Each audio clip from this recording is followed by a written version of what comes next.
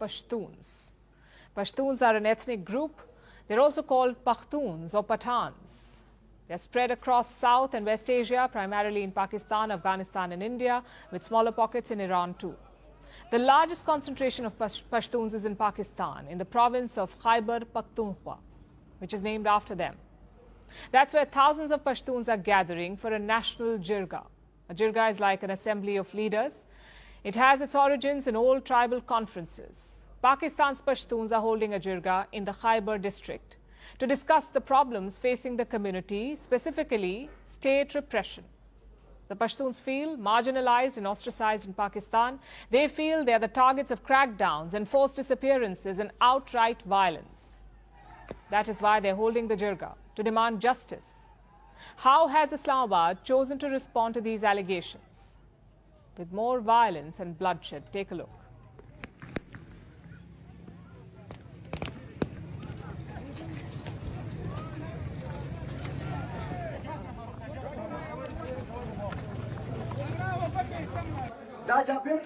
We were protesting peacefully. They opened fire towards us. They fired tear gas. They killed and wounded our colleagues. We were ready for talks, but they attacked us. God willing, we will continue our protest and will do our rally as per plan, even if they cut off our heads.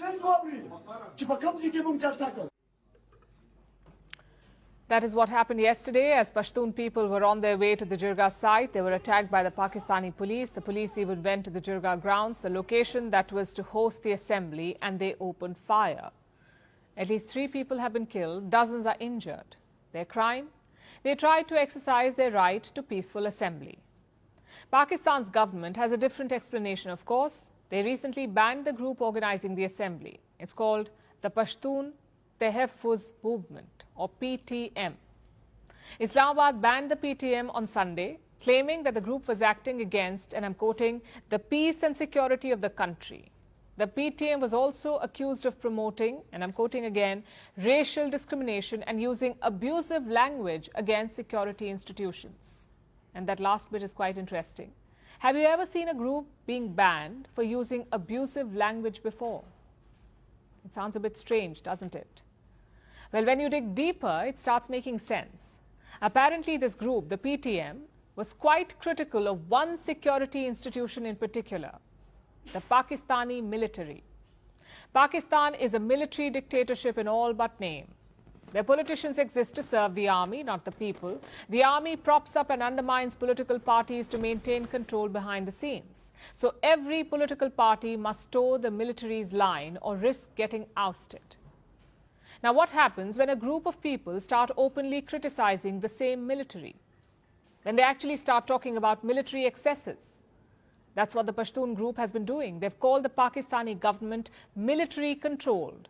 They say Pakistan's military oppresses the people, that it orders arbitrary arrests and keeps people in jail even after they secure bail. In fact, the group even went further, saying that Pakistan's generals treat war as a business, that they make profits from the blood of innocents. Pakistan certainly has some wealthy generals, and they won't like people questioning their wealth or the source of their wealth. So perhaps they leaned on their puppet government and got the PTM banned. Whatever the cause, Islamabad is now going after the Pashtuns relentlessly. Pakistan's Interior Minister said that PTM supporters will be dealt with, that their passports and identity cards will be cancelled. You saw the violence being meted out to the Jergah attendees and the attack on the venue. Islamabad is doing everything it can to stop tomorrow's event from taking place, but the Pashtuns have vowed to go ahead with it. This sets the stage for a bigger clash where scores of peaceful protesters may get hurt or worse. The world should keep a close eye on the situation unfolding